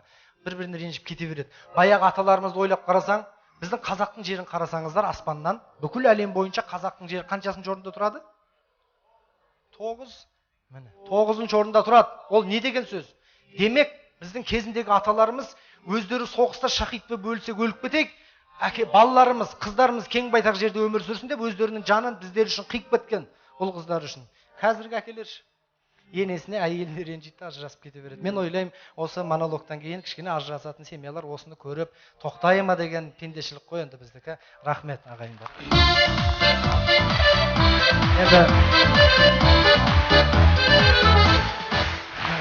Кішкене көңілдеріңізді түсіріп алған сияқтымын, көңілдеріңізді көтеруге тырысайын. Анекдот деген керемет жанр бар, анекдот айтып берейінші сіздерге. Еркектер, өз жігіттер жақсы көреді анекдотты. Бір бала әкесіне айтады дейді, папа, неге мамама үйлендің деп. Әкесі айтады дейді, көрдің ба, баланың өзі саған үйленгеніме таң қалады деп. Бір еркек врачқа кетті, врачқа. Братан, көмектес, қиын жағдай деп. Врач айтады дейді, не болды айта бер деп. Общем, әйелінің құлағы естімей қалды, вообще тас керең болып қалды, не істеймін деп. Врач айтады дейді, ештеңе істемейсің. Үйіңе барасың, әйеліңе сөйлейсің, естімесе жақындап сөйле, естімесе жақындап сөйле. Общем, қанша метрден естиді әйелің, айтып кел, емдеймін деп. Көкеміз боп тұрып үйіне кетіп қапты. Кесе үйінде әйелі кухняда тамақ істеп жатыр дейді. Өзінше сәбіз турап, кәрішке турап бүйтіп жүр дейді. Көкеміз балконға шығып кетіп сөйлеп жатыр дейді. Қатын, қандай тамақ істеп жатсың деп. Әйел жауап бермейді дейді. Нөл, құлағы естімейді ғой, нөл. Залға кіріп сөйлейді дейді. Қатын, қандай тамақ істеп жатсың деп. Әйел естімейді дейді. Нөл. Кухняның есігіне келіп, қатын, қандай тамақ істеп жатсың деп. Ешқандай жауап жоқ дейді. Құлағының түбіне келіп күйіп кеткен ғой.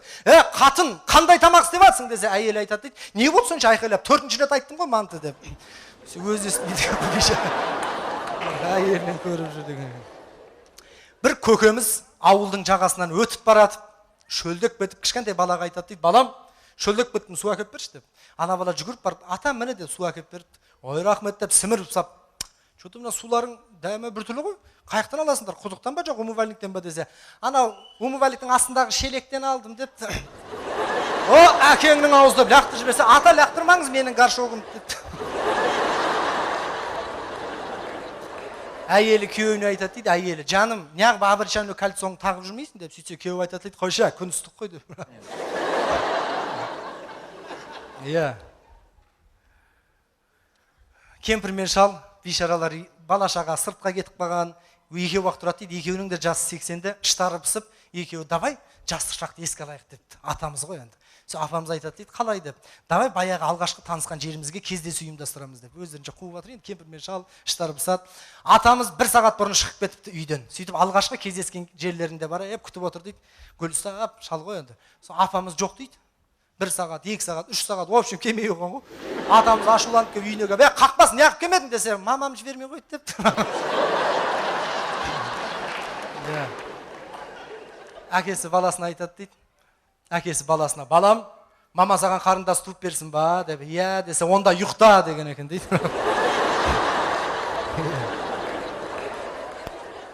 Біздің қазақтың әйелдеріне ырзамыншы, пысық қой тегі, любой жерден вариантпен шығып кетеді ғой.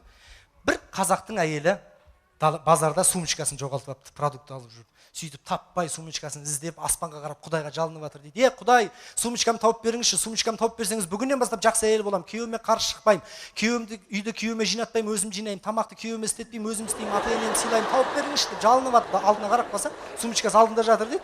Жаңағы қазақтың әйелі сумочканы ала салып аспанға қарап айтады дейді, болды, керек емес, тауып алдым деп. Сосын біздің қазақтың қыздары тәртіпті болыңдар жандәрім, ят болады. Біздің қазақтың қыздары тәртіпті болу керек. Әйтпесе мынандай оқиғалар болады бізде де. Бір қыз жігітіне айтады дейді, жаным, екеуміз үйленгенде 3 баламыз болады деп. Сосын жігіт шошып кетіп, өбе, қаяқтан білдің деп. Сөйтсе қыз айтады дейді, қазір олар мамамның үйінде деп. Ят болады. Болып жүрмесін қыздар. Сосын қазақтың апаларына ырзамын. Біздің апалар сияқты осы қасиетті адамдар жоқ. Менің елім Жаңабай, ауылым Белекөл. Бізде ауылда бір 80-ге келген апам бар еді. 20 бала тапқан ғой. Қазіргі келіндер 2 бала, 3 бала табады да пин-кодқа жабылып қалатын болу. 20 бала тапқан. Сол апам 70 жасында Россияда поле жүдес ойнады ғой. Селесіздер ма? Bir ауыз орысша білмейді. Шатасып барып қалған ғой. Якукович айтады дейді, мұртты. Бабушка, вы из Казахстана приехали деп. Апам орысша түсінбейді. Қараңғы мұртты бала, мұртың жыбыр-жыбыр етеді, түсінбедім деп тұр дейді. Екі көбеш айтады, бабушка, вращайте барабан деп. Апамыз осмет қараңғағы деп айналдырып тұтқасын жұлып алып сиыр салып. Сол екі көбеш айтады, бабушка, все, прекратите, давайте прекратите и передавайте привет своим родственникам деп. Сол кезде апамыз әңгімені жіберіпті ғой, енді Россияда прям телевизорда. Ал атаңа нәлет, қараңғағыр мұртты бала қанды ішіп біттің ғой, привет болса встречай деп апам ұрып жатыр. Передаю привет своему первому сыну, второму сыну, третьему сыну, четвертому, пятому, шестому, седьмому, восьмому, девятому, десятому. Қараңғағыр мұртты бала өлтірдің ғой, своей первой дочке, второй дочке, третьей дочке, четвертой, пятой, шестой, седьмой, восьмой, девятый, десятый деп ұрып отса, екі көбеш, бабушка, хватит деп жаңа. Сөйтсе апам айтады дейді, сөз тақынға қолқа жоқ деген. Қараңғағыр мұртты бала, хватит деп маған емес, баяғыда шалғы айту керек еді деп. Рас қой. Көбейту керек қазақтың саны. Азбыз. Араларыңызда гаишниктер жоқ па? Жоқ па? Неужели жоқ? Не болды, өтіп кетті дейме? Қор болып жүрсіз ба? Праваңыз сияқты ма? Айтайын. Бір гаишник ағамыз пенсияға шығып жатыр дейді. Сөйтсе достар айтады дейді, қанша жыл гаишник болдың деп. Гаишник ағам айтады дейді, 20 жыл гаишник болдым ғой деп. Ойбай, міне бәсе халықтың ақшасына бетің семіріпті ғой табақтай болып. Енді бірінші пенсияңды алғаннан кейін не істейсің деп достар сұрайды ғой енді. Гаишник ағам айтады дейді, бірінші пенсиямды көшеге шығамда ешқандай правиланы бұзбай келе жатқан машинеге санап беремін депті. Гаишник адамға ақша берейін деп жатыр да. Көшеде тұр дейді, ала таяғын айналдырып. Машиненің бәрі правиланы бұзып жатыр дейді. Быт-шыт авария, қызылға өтіп, дып-дып быт-шыт болып жатыр дейді. Көкеміз мәз болып тұр дейді, ақша өзінде қалатын болды деп. Қаяқтан? Бір шоқа келе жатыр дейді. 40-пен жүретін жерде 40-пен ремен тағып, осы правиланы бұзбай келе жатыр дейді. Тоқтатыпты, тырррт деп. Ішіне мен сияқты бір жігіт түсіп, көке не болды? Ешқандай правиланы бұзған жоқпын, неғып тоқтатасыз деп. Гаишник ағам айтады дейді, молодец жаным, ешқандай правиланы бұзған жоқсың, сол үшін саған бірінші пенсиямды беремін. Мә деп. Сонша жігіт айтады дейді, өлі тәте рахмет, жақсы болды ғой, права сатып алатын болдым ғой деп. Сен праваң жоқ па не деп. Сөйтсе қасынан әйелі түсіп келе жатыр дейді, аға қойыңызшы бұл албасын ішіп алып едік, әміресін жетіп алайық деп. Сен ішіп алғансың ба не деп. Сөйтсе артынан бір кемпір түсіп келе жатыр дейді, қараңғағырлар біреудің ұрланған машинесін айдамай қойдық деп айттым жаңа. Ой, машинең ұрланған ба десе, багажник тоқылдайды дейді, ашып қалса ішінде біреу жатыр дейді, көке границадан өттік па деп. Аман болыңыздар ағайын. Рахмет. Енді негізі мен әнші емеспін, бірақ енді өлең айтатыным бар. Кез келген қазақты тұрғызып қойсаң өлең айта береді. Бір ән орындап берейін сіздер.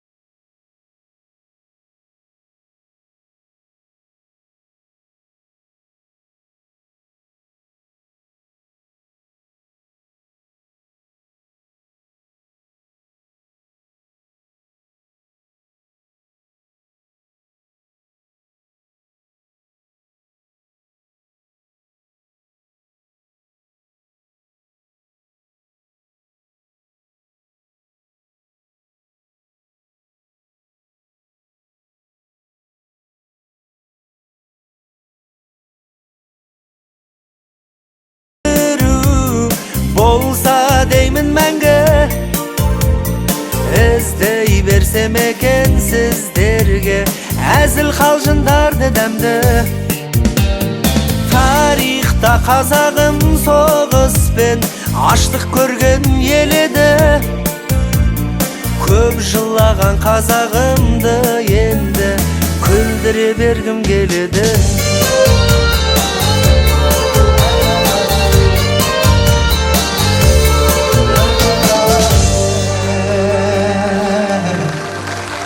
Рахмет. Гүл алған шыққандарыңызға мың алғыс. Енді сонша ақшаны қиып, бұны наследеріңіз түсіп кеткен. Қымбат бақсын ба? Өктімай, әумин, шыққан жерің тау болсын, насыбайың дәу болсын. Көріпсен. Рас. Баяғыда бір апам айтқан екен, қараңғы кішкентай кезінде осылардың насыбайынан сүйеміз, өскен кезде осылардың насыбайынан күйеміз. Күйдіріп, 18-ге жетті, үйленем деп кеп тұрады, үйлендірмесін сотталады деген сияқты әңгіме. Ал, бүгінгі кешке қатысқан өнерпаздарды бір ауыз таныстырып өтейін ағайын. Құдай қаласа, біз енді Тараз қаласынан шыққан алғашқы әзір ұжымымыз. Енді театр деп айтуға аузым бармайды, театр деген үлкен болғым. Келешекте театр болып атанатын шығармыз. Театрдың басым көпшілігі 90% Шымкенттен. Жігіттерді көрдіңіздер, осы әңгімені өлтіреді. Шымкенттің атынан шығады. 10% бар ол Астанадан. Біздің Тараздың бір ел баласы жүреді. Аманғали бастаған жігіттер. Бірақ олар Тараздың атынан шығып аққан жоқ та. Сондықтан да мен өзім ойлана келе Тараздың талантты жігіттерінің басын жинап, неге Тараздың атынан театр шықпайды деген ойда болдық ағайын. Көңілдеріңіздер шықтық па? Рахмет. Бүгінгі кешке қатысқан өнерпаздар, Жайдар, Айдын, әзілкештерге шамада құрып қойыңыздар, еңбек бар. Және де бүгін сіздерді әнімен әдемі баураған, атына затсай красавчик, Берік Жорабек бұлдарыңыз. Керемет әнші, болашағынан үлкен үміт күттіреді.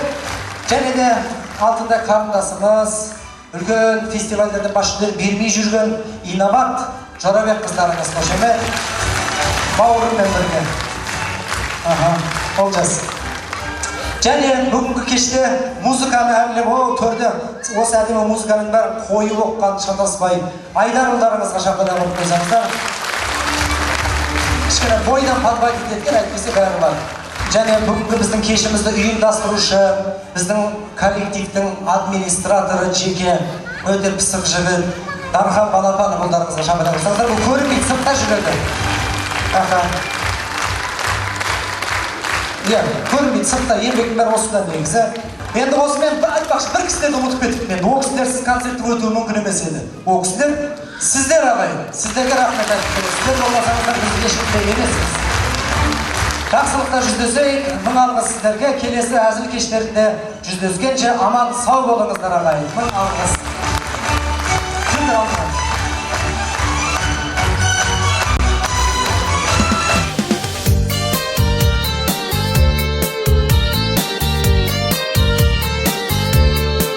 Сатира атты ғажап әлемге